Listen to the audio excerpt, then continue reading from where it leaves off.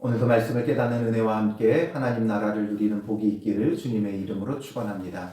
하나님의 언약궤가 있고 없고가 사실상 중요하지는 않습니다. 언약궤가 있다고 무조건 복 받는 것도 아니고 언약궤가 없다고 저주를 받는 것도 아니에요. 오히려 언약궤가 지금은 재앙의 궤가 되어서 가는 곳마다 하나님의 재앙이 쏟아지고 있음을 보게 되죠. 그럼 도대체 뭐가 중요한 거예요? 우리의 중심을 하나님은 감찰하시고 살피시기에 우리의 중심이 중요한 거예요. 아무리 언약궤가 있어도 우리의 중심이 하나님으로부터 벗어나 있으면 하나님의 재앙이 임할 수밖에 없어요. 그러나 우리의 중심이 하나님을 향하여 올바로 있다면 언약궤가 없어도 하나님의 은혜와 복은 쏟아질 수밖에 없죠. 이것은 우리의 신앙 생활에 고스란히 적용이 돼요. 예배를 드렸다 안 드렸다 이게 중요한 게 아니에요. 기도를 몇 시간 했다 안 했다가 중요한 게 아니에요. 전도를 했다 안 했다가 중요한 게 아니에요. 성경을 읽었다 안 읽었다가 중요한 게 아니에요. 성경을 묵상했다 안 했다가 중요한 게 아니에요. 우리의 중심이 어떻게 되어 있느냐가 중요한 거예요. 우리의 마음이 늘 하나님을 향하고 하나님 앞에 순종하는 마음이 되어진다면 예배를 안 드릴래야 안 드릴 수가 없죠. 그러나 예배를 드렸어도 우리의 중심이 항상 하나님을 향하고 항상 올바를 수는 없어요. 우리의 마음의 중심이 항상 하나님을 향하면 자연스럽게 예배를 드리게 되어 있지만 예배 드렸다고 우리의 마음이 올바를 수는 없다는 거죠.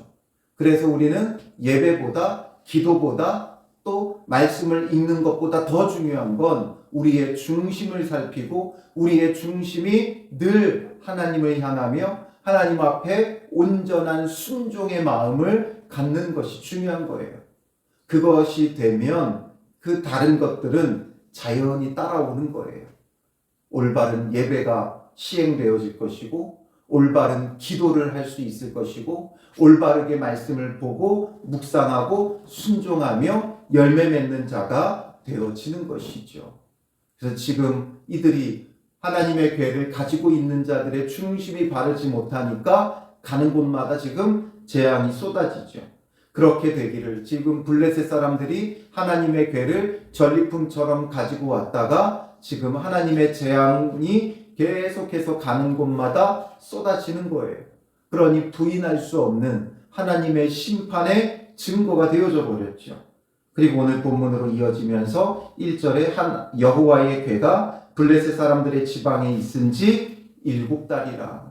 7달 동안 지금 이 하나님의 궤를 빼앗겨서 블레셋 사람들이 가지고 있는데 이 7달은 어떤 7달이 되었어요? 하나님의 심판과 재앙의 7달이었죠.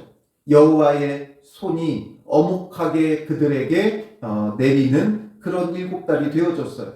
그러니 이들이 더 이상 못 견디죠. 이건 분명 그들이 하나님의 궤를 자기들이 탈취했기 때문에 당하는 심판이라는 게 너무 명확한 것이죠. 그래서 이제 이 궤를 돌려보내고자 해요. 그래서 2절에 블레셋 사람들이 제사장들과 복술자들을 불러서 이르되 우리가 여호와의 궤를 어떻게 할까? 그것을 어떻게 그 있던 곳으로 보낼 것인지 우리에게 가르치라. 이게 지금 여호와의 궤로 인하여 그들에게 심판이 임하고 있기 때문에 이제 함부로 이 궤를 다룰 수도 없는 거죠. 돌려보내고자 해도 누가 이걸 돌려보내요?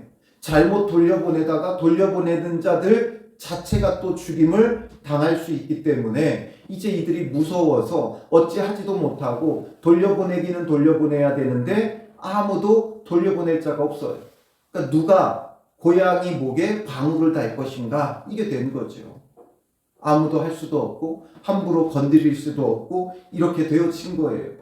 그러니까 이들 나름대로 자기들의 제사장들, 복술자들을 불러서 어떻게 돌려보내야 할지를 문의하고 있는 거예요. 그러니 3절에 그들이 이르되 이스라엘 신의 궤를 보내려거든 거저 보내지 말고 그에게 속건제를 드려야 할지니라.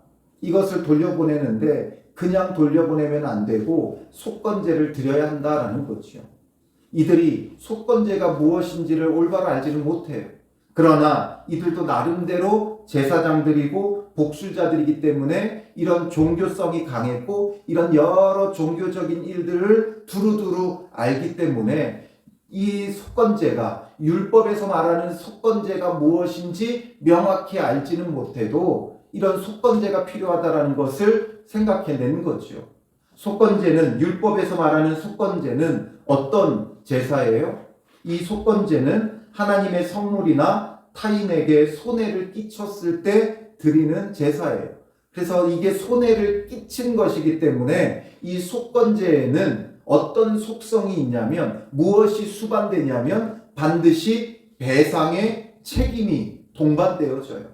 그러니까 손해를 끼친 죄에 대한 속죄를 위한 제사였기 때문에 하나님 앞에 제사드리고 끝났다가 아니라 내가 끼친 손해를 반드시 배상해 주어야 하는 거예요. 그러니까 이들이 이런 속건제를 올바로 알아서 속건제가 필요하다 말한 게 아니라 이들은 지금 하나님의 성물을 손해를 끼쳤죠. 그러니까 배상 의무가 있다는 의미에서 이 속건제를 말하고 있는 거예요. 그래서 율법에서 말하는 명확한 올바른 속건제를 드리는 게 아니라 이 속건제를 어떻게 지금 드리라고 말하고 있어요? 4절에 그들이 이르되 무엇으로 그에게 드릴 속건제를 삼을까 하니, 그들이 뭐라고 답변해줘요? 블레셋 사람의 방백의 수요대로. 블레셋 사람의 방백의 수요라는 건, 블레셋은 몇 성읍으로 이루어져 있다고 그랬어요? 5성읍으로 이루어져 있죠. 그러니까 각 성읍의 우두머리의 숫자대로, 각 성읍의 우두머리니까 5성읍이니까 5명의 그 수요대로 어떻게 하라는 거예요? 금독종 5과 금쥐 5마리라야 하리니 너희와 너희 통치자에게 내린 재앙이 같음이니라 말하죠. 왜 금독종 5, 금쥐 5을 말하냐면 5절에 보면 그러므로 너희는 너희의 독한 종기의 형상과 땅을 해롭게 하는 쥐의 형상을 만들어 라고 되어 있죠. 그러니까 독한 종기의 형상, 이들에게 내렸던 하나님의 재앙이 뭐였어요? 종기였죠. 그런데 이 독한 종기의 형상, 그게 바로 독종을 만들라는 거예요. 그래서 이 독종으로 인해서 생긴 종기의 형상을 따라서 이제 금독종 5을 만들고, 그 다음에 땅을 해롭게 하는 쥐의 형상.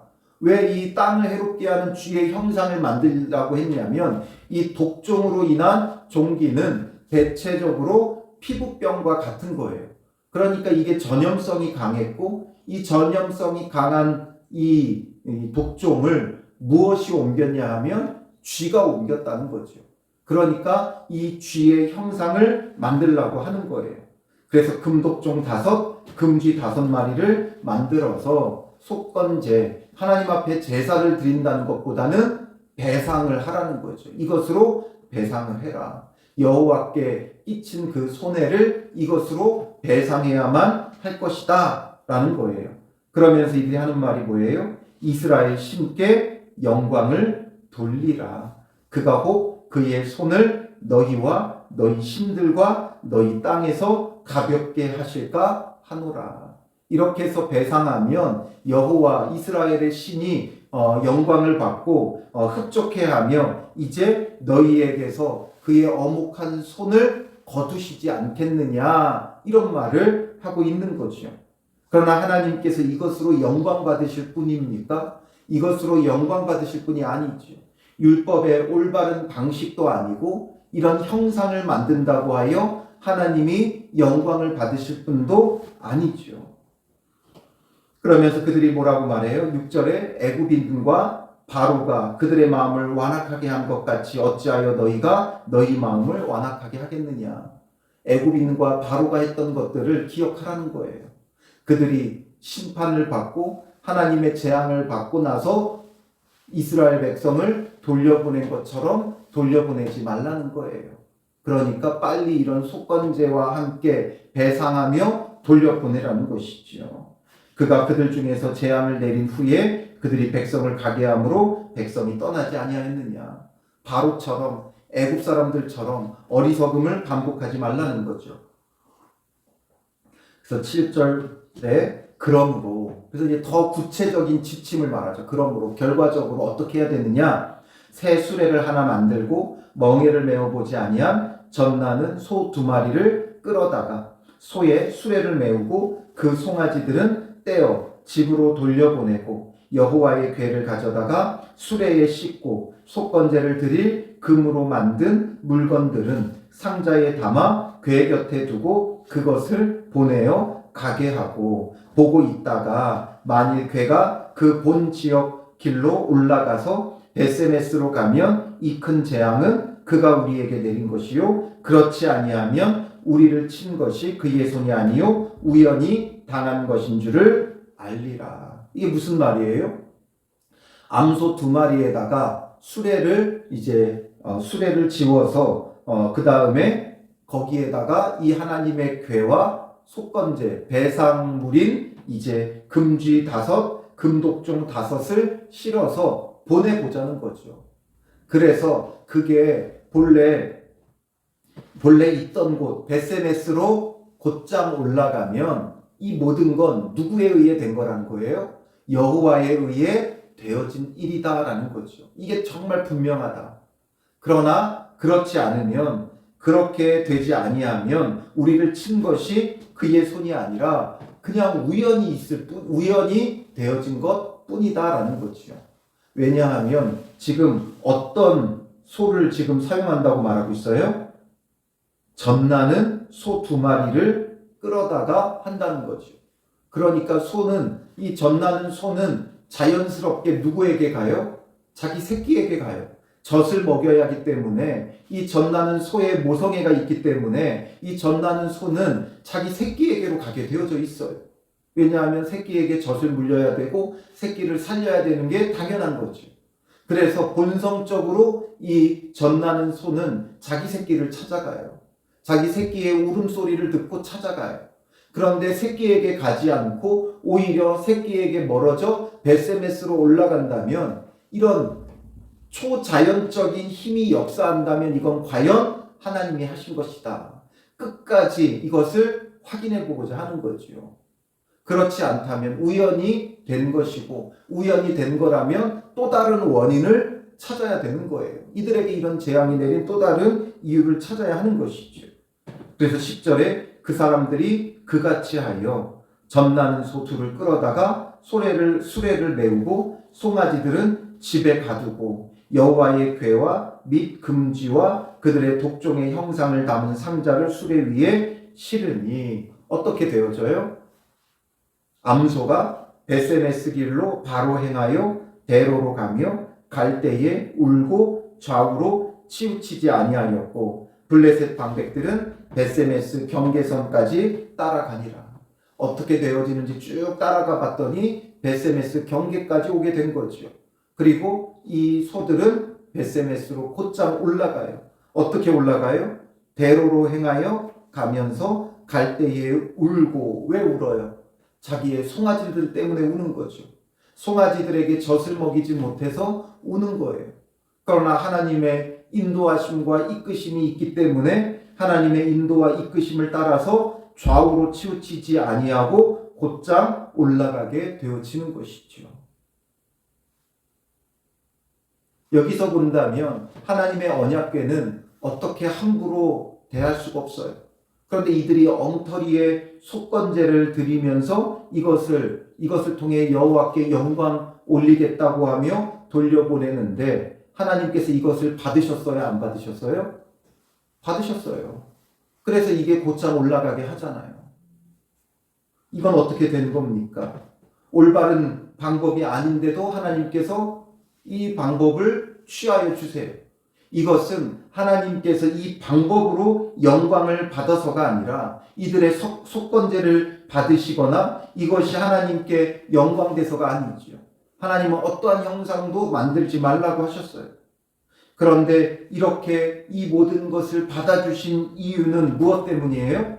블레셋의 우상과 그 사람들을 징벌하셨고 7개월 동안 그들을 징벌하셨고 이것을 통해서 하나님 스스로가 우리가 영광을 받으신 거예요. 다곤을 심판하고 블레셋 사람들을 벌하며 이 모든 과정들을 통해 하나님께서 이미 스스로 영광을 받으신 거죠. 하나님이 힘이 없어서 이스라엘이 패한 것도 아니고 하나님이 힘이 없어서 언약궤를 빼앗긴 것도 아니다라는 사실이 분명히 밝혀진 거예요. 이 모든 일의 주권적 섭리는 누구에게 있어요? 다곤에게 있는 것도 아니고 또 바알세불에게 있는 것도 아니고 가드 사람들에게 있는 것도 아니고 오직 여호와 하나님께 있다는 것을 밝히 드러내 보여주신 거예요. 그래서 스스로 영광을 되찾으신 거죠.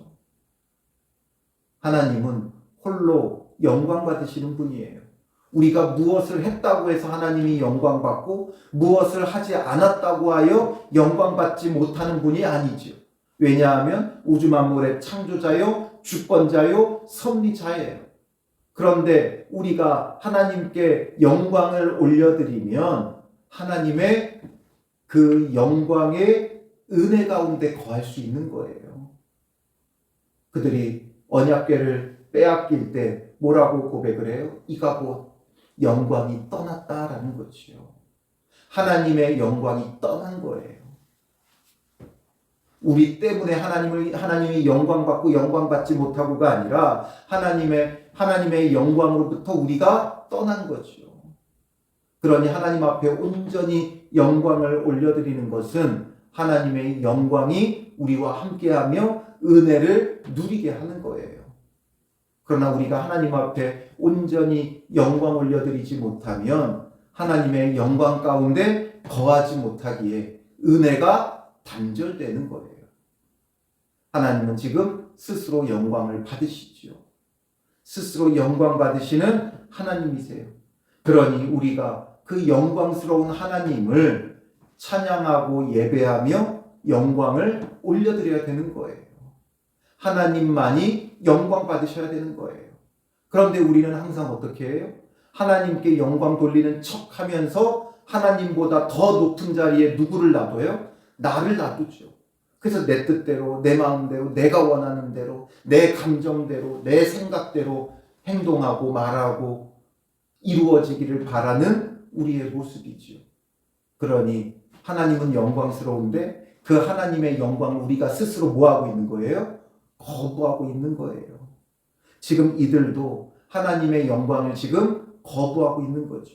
하나님 스스로 영광 받으셨고 그 다음에 이들은 하나님의 영광을 거부하니까 하나님의 영광이 언약궤와 함께 블레셋 사람을 떠난 거예요. 이들로 인해 영광 받아서 그들이 원하는 대로 해주신 게 아니라 하나님 스스로 영광 받으셨고 그러므로 이제 이들에게서 하나님의 영광이 떠나가는 거죠.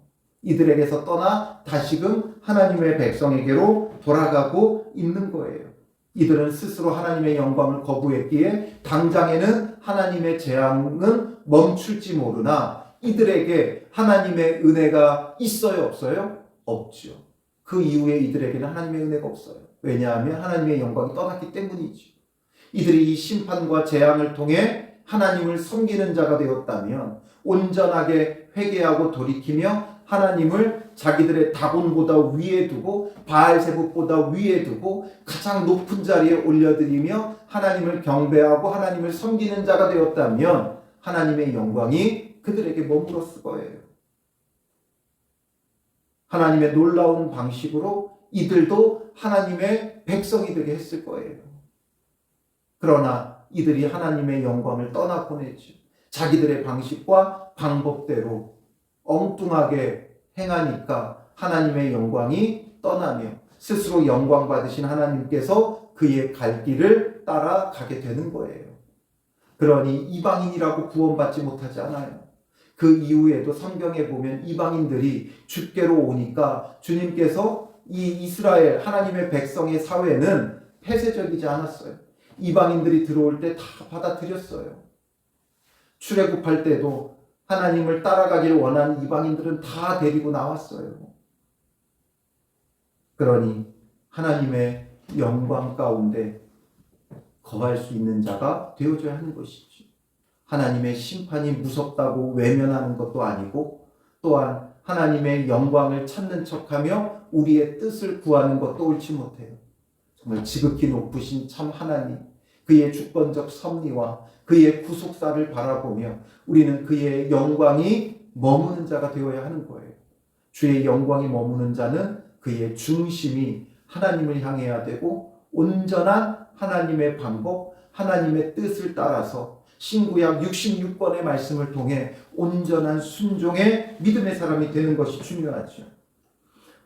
지금 이 과정 가운데 유일하게 하나님의 이끄심을 받는 존재가 있어요. 그게 뭐예요? 바로 이 암소죠.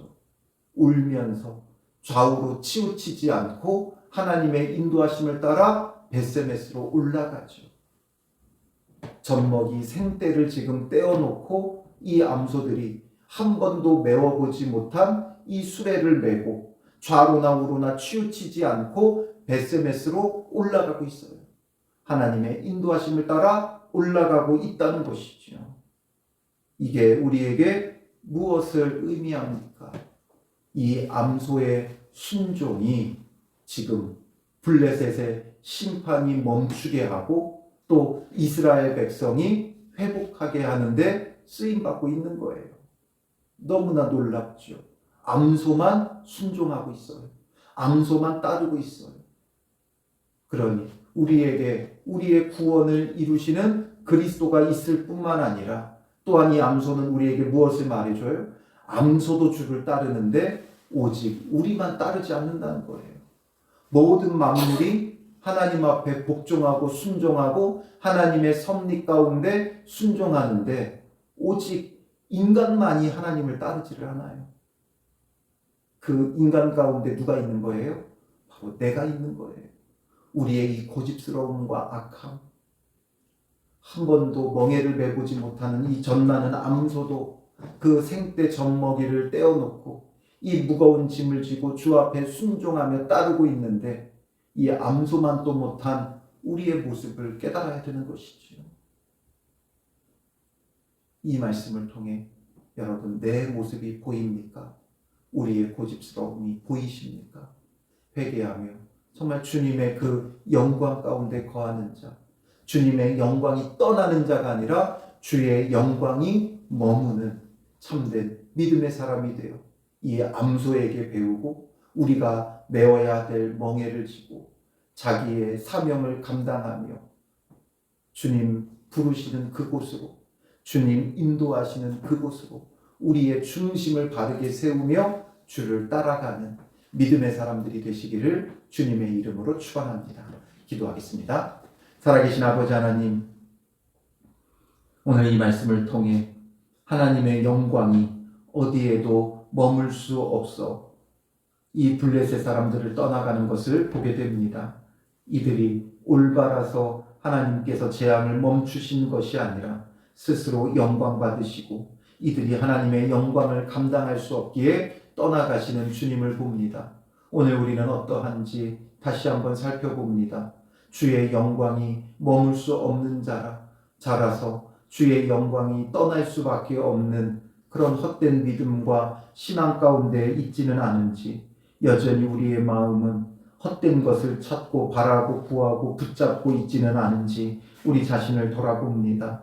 주여, 우리의 헛된 마음과 신앙을 벗어버리게 하시고 우리의 중심이 진정으로 여호와 하나님을 바라보며 왕 되신 그리스도 앞에 순종하고 복종하는 자 되게 하옵소서. 고집스러운 우리의 모습을 회개하고 돌이키며 내려놓게 하시고 이 전나는 암소에게서 배울 수 있는 자가 되게 하옵소서. 전나는 암소만도 못한 우리의 이 어리석은 믿음과 신앙을 용서하여 주시고 주님의 이끄심 앞에 온전히 순종하며 따르는 믿음의 사람들이 되게 하여 주시옵소서. 좌로나 우로나 치우치지 아니하고 오직 주를 바라보며 주를 따르는 믿음의 사람들이 되게 하여 주실 줄 믿사오며 예수님의 이름으로 기도합니다.